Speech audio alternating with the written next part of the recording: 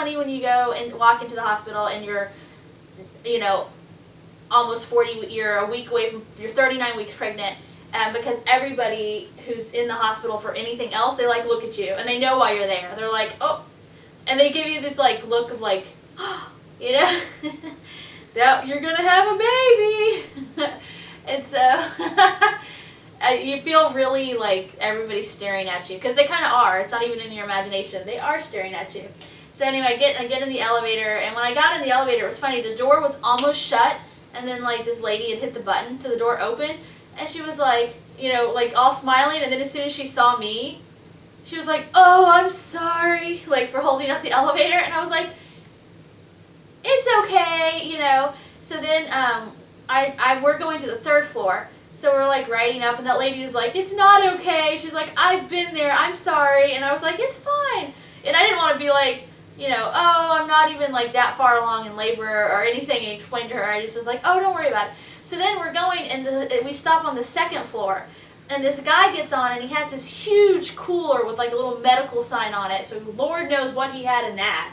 And he like gets on the elevator, and he looks, he's like, oh, I got on the wrong elevator, I was meant to go down. And then he like turns and looks at me, and he's like, oh, and then he was like, I'm sorry. And I was like, it's okay. Everybody was like so worried they were holding the elevator up for me. So anyway, we get to the 3rd floor finally and get off, and we go down the hall, and you pass like the hospital has the nursery windows are you have to go through these little like security doors and get buzzed in and all this stuff to go into actual labor and delivery. But before that point, there's these waiting rooms, and you can look in the windows at the nursery. See the babies. And see the new babies. So on our way there, like we stop and look at a little baby, and I was like, oh, I'm about to have one of those, and I got really excited. And so we walk down they buzz us in, and we go down to labor and delivery, and we're walking to the nurse's station, and as I'm walking there, my doctor was like my new doctor was sitting in a chair, and she like swirls around in the chair and looks at me, and she's like, either where have you been, or there you are, or something. And I was like, I was so shamed. I was like, then I was like, I'm sorry. And I was like, I know. I was like, I just really wanted to run home, and my daughter was there. And I was just giving her all these excuses, and she was like, and all the nurses were like, oh, you're in trouble, like teasing, and everybody was really nice. So, and it was funny. She didn't give me too much of a hard time, just the little one. She was just worried about me. So anyway, we go in, and they, you do all the stuff that you do. They collect urine. They have me change into a hospital gown. They get me set up on the monitors. One for the baby's heart rate to check the baby, and one contraction monitor. And anyway, so at this point, it's just my mom and I, and we're waiting. They do all the questions and stuff, and I'm kind of getting excited, but I still haven't had a chance. I haven't had a minute for my brain to really wrap around what's happening. But after I've been on the monitors for a while, this nurse comes in, and she's like, it's just like with Sophie, just like with her. And she was like, you are having regular contractions every 2 to 5 minutes. And I was like, aha! I was really happy. I was like, ah. But I was also they kind of hurt. So I was like, yay, ow. And my mom was like, I told you. And anyway, and before the nurse said that, I had mentioned to the nurse the same thing I told my mom, which was, man, I'm having a lot of these Braxton Hicks. And that's when she was like, honey, these are real contractions. You might as well call them what they are. You are actually in labor. And I was just kind of like, yes. So anyway, we get everything gets settled down, and then Kyle calls me, and I missed your call, so I had to call you back. But anyway, so I call Kyle. And he's like, okay, what's going on? And so I fill him in, and so his parents are going to watch Sophie, and they're going to come over to our house. And I had left Kyle a list of everything I didn't pack for him, and I told him to bring it in a plastic bag, like a plastic grocery bag, and that we would add it to the suitcase because we were being really organized. I had left a very specific, didn't I? It was very specific. Very detailed. Wasn't it? It was good though, right? It was useful as everything I brought, nothing else. So. Yeah. It was all because and I told him the stuff I brought for him. And then But why? This is the part you were talking about earlier. While I was talking to Kyle, the contractions I was having were painful enough that every time I was having one, I would stop talking or be like, I'd be like, hold on.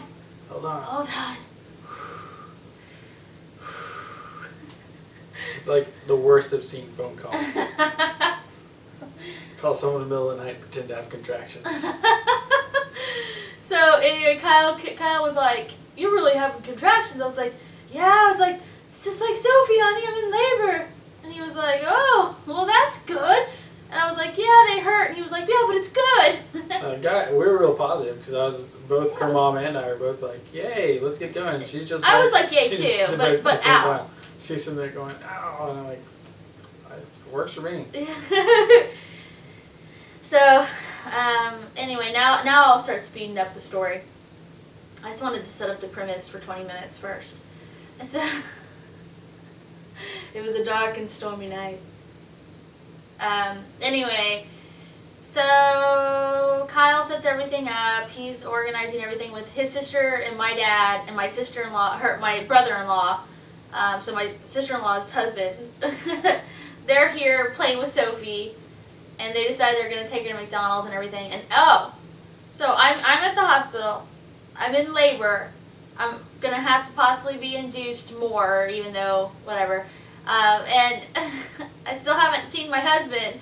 And so Kyle, he calls back and he's like, do you think it's okay if I go to dinner with Sophie? And I was like, what? The heck it is. And I was like, and he was like, well, is that bad? I was like, I'm just surprised you want to go to dinner with Sophie when I'm in labor. And he was like, I was just going to go spend some time with her, but I won't if you don't want me to. And I was like, no. Normally I'm really pragmatic about that kind of thing. I'm like, okay, go ahead. But that time I was like, no, I want you to come. And you were like, of course. So, but it was funny. And he was going to bring us dinner because they gave me permission to eat one last meal. So he was like, what do you want? So I picked one of my favorite places, and he picked up food and everything. So and I meanwhile I was also calling like my sister, and I was updating on Facebook for you guys, and I was calling his mom and organizing for that night with Sophie and giving her instructions. I was doing all that. And then in between I was just having my contractions, but they were really manageable at that point. They would hurt enough to where I needed to kind of like have a minute, but it was totally manageable. And I was kind of excited. I was really hungry. So like we were waiting. Oh, and Kyle had to load the new car seat. We hadn't loaded it yet. Apparently that wasn't fun. It's hot here in Houston. I don't know if you know that, but it's also very humid. I went out there and changed, and by the time I was done putting in, I had to go back in and change shirts because I was so sweaty. It was ridiculous. And he said it took him forever, and that's why he was running late. And they kept checking my blood pressure the whole time, and it was not good. I think the best it ever was at that point was 150 something that night, over 90 something. 150 or like 90. Yeah, like that was like the best it was. So anyway, that was annoying. So then they came in with the plan, and she said they were supposed to give me something to help soften my cervix to try to jumpstart labor, but they decided to hold off and not do it till that night, till between 10 and midnight, because I was already having consistent contractions, and they were very consistent. And so it is funny too. At one point when we're updating you guys, Kyle, I start having a contraction while we're filming, and Kyle's like, goes to film it, and I'm like, it's not that bad. This one's just a little one. It's not bad. It actually hurt really bad, but I was trying to be cool about it. And then when Kyle's filming, it's like off the chart. It's like this super bad contraction, and I'm like, that one wasn't that bad. It's fine.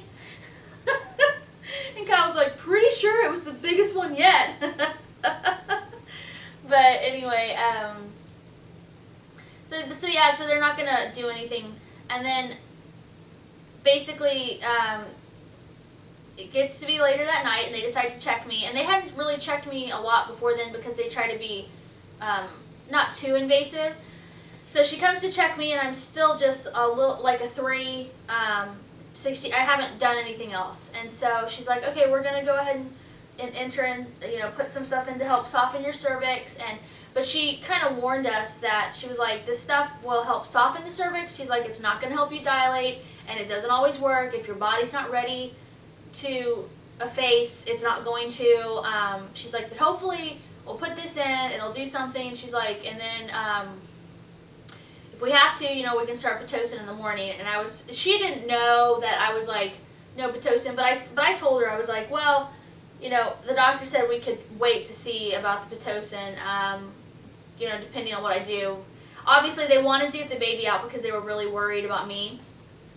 But at the same time, and so I told her that, and I explained to her about my daughter, how one dose was all I had, and how I'd been in labor with her when I came in, and she was like, oh, she's like, so hopefully, she was like really, really positive about everything. She's like, oh, and then you don't hopefully need anything else, and etc. So she put it in, and my mom left so that Kyle and I could have some time to ourselves before the baby came, and Kyle got really tired. He was like, I'm going to bed. And I was just kind of like... This is like 11:30. No, that's how he said it too. Well, I'm going to bed. I was like, hey, Kyle. Like, trying to talk and stuff. And he was like, I'm going to bed. I was like, fine, you go to bed. Because I knew. Oh, I have contractions and by I was myself. Right, that I was not going to get a good night's sleep. So. Oh, I'm so sorry about your sleep. I knew, so I was just going to take it. No, I'm teasing him. I really didn't care. I was like, yeah, go to bed. What else are we doing? So, here's the thing. So after she did the stuff to soften the cervix, I actually felt like I was getting less contractions. Like, I felt like they were slowing down. And I was really kind of sad. I was like, these are the most painful and regular they've ever been. And I was like, are they stalling out? And I'd kind of like look, and it looked like I was still having them. They didn't feel as bad. So I thought I was just kind of upset. I was like, oh, are they dying out? So then basically, I was trying to go to sleep. But the baby, he was in this position where I just basically felt like I had to pee nonstop. So it was just, I was so uncomfortable. I was really itchy because I was so swollen. I couldn't get comfortable. My skin was so puffy. I was so physically uncomfortable. It was just not making for a good night for me. And she was having back labor, so she was having to move left and right to kind of rock it. But that wasn't that bad yet. Well, he's right. That was started. But it was definitely keeping you up. Yeah. So I was starting to have. That's what it was. I felt like I was having less contractions, but I was getting this awful pain in my back. Awful. But anyway, so I tried to sleep. I would doze a little, but they would, by these, contractions and back labor and all that stuff would wake me up. So finally the nurse came back in about 3 hours later, and she was just like, they'd been taking my blood pressure the whole time. They were taking it a lot. And whenever I had to get up to go to the bathroom, I would just take everything off. They didn't care. They were really cool about letting you move around and everything. So anyway, she came in and she was like, oh, your blood pressure's not been good, da-da-da. But the baby's heart rate was wonderful the whole time. Mm-hmm. His heart rate was always great. It was wonderful. Sophie, we had trouble. Her heart rate was real low and did things, and his was really strong and steady the whole labor. So anyway, she came back in, and so she checked me again, and she was like, okay, you're almost a 4, or you're a 4, and she was like, your cervix still hasn't effaced any bit more, but she said it had moved, like it was in a position where she could feel it really easily. And the last time she had gone to feel it, it was hard. She had to reach really far back. But this time, she's like, it did move a little. She's like, oh, but it's not really effacing. So she was like, we're going to do one more dose of that stuff, if that's okay. And I was like, sure. And then she told me, too, she was reminding me, she was like, she's like, I know this stuff just doesn't really work unless your body wants it to. And she was like, but, she goes, the fact that you went from a 3 to a 4 in like 3 hours means that like your contractions are working. So, the medicine wasn't really doing anything, but my body was doing something. My body was dilating myself. Like my labor I was dilating on my own. So that was good. And she was like, that was pretty, that's a pretty good clip or whatever. She's like, so that's good. She's really positive. I really liked that nurse a lot. So then that's when things started to get crazy though. I just started having that back labor really bad. It hurt my back so bad, and it was awful. And I started getting, like, my contractions started getting, like, definitely increased, and I'm talking, like, kind of immediately, kind of before she even put in that second dose, it had started. This had started happening, and then, you know, anyway, so she left, and I started kind of waking Kyle up sometimes and being like, Kyle, you know, and I would just be like, it hurts, and he's like, I know. He'd, like, go back to sleep. What can I say? I'm a martyr, so. No, he'd be like, I'm so sorry, honey. But he would hop up. I needed help getting up to go to the bathroom because I was starting to be in a lot of pain. And so then the lady came back about 3 hours later, or no, maybe even sooner. She came back again, and this is just in the middle of the night. And I think because I kept getting up and taking off all this stuff, but she came in and she was like, I was just like, my back is killing me. I was like, I'm definitely having back labor. And she was just like, oh, and she's like, okay, well, we'll try this technique to lay on your side to try to get the baby's head to shift a little. And I told her, I was like, and I had to pee all the time, and it's just awful. And so anyway, so she's like, okay, well, I'll check you again if you want me to. And I was like, please do. So she checked again, and I was still a 4. Or a little bit more than a 4, about a 4, and, like, not any more face. I wasn't weak. I was like, really? And I was so disappointed, you guys. Especially because I'd started to be in a lot of pain. And so anyway, so she asked me, she's like, you know, and she's like, we're not going to do any more of the cervix softening items. And she was like, and we're not putting you on, we're not doing Pitocin. She's like, because your contractions are like 2 minutes apart. You know, she's like, we're not doing, you don't need to be on Pitocin. Your body's already in labor. And I was so that made me happy. I was like, yes. You know, and so she's like, we're just gonna let you labor, and then she was it then that she asked? I don't know what time that was. Yeah, it was like right before 5. I don't know time. Anyway, she was like, well, do you want to go ahead and get the epidural? She's like, you can have it now. And I was like, no. I was like, I can manage. And it was funny because I said I could manage the pain, and I'd get a contraction, and they hurt really bad, and I'd be like, and she was just like, okay, you sure? And I was like, yeah. And she was like, all right, you know, that's great. And I asked her, I was like, can I stand up? Can I stay out of bed? And she was like, sure. She's like, if that makes you feel better, you can walk around, you can stand up out of bed. I felt better standing up. Well, I'm really glad I did, because I told her, yeah, no epidural. I was like, I basically told her, I was like, I think I'm going to get an epidural. I was like, but I want to wait for a while because I can handle this for now. And she was just like, all right, you know, so she said she'd come back in about 20 minutes and check on me. And you were stirring at this point. I was awake. Yeah. Oh, yeah, you were awake. Sorry, I wasn't paying attention. Now it was my turn to not pay attention to you. I was awake-ish. And so she left, and I'm not kidding. It was the second she left, the next contraction I had was epic, and they didn't stop. And they didn't, yeah. The next contraction I had, it just kept going. That's what it felt like to me. It felt like it did. It really kind of did. If you looked at the chart, oh, funny story. So yeah, I'll get to that in a second. The how I thought it was. But anyway, so I was just like, oh, and I would like rock, like, and I had to stand up. And Kyle was like, sit down, just sit down and try to relax. And I kind of wanted to be like, you know nothing of labor. It hurt worse when I sat down.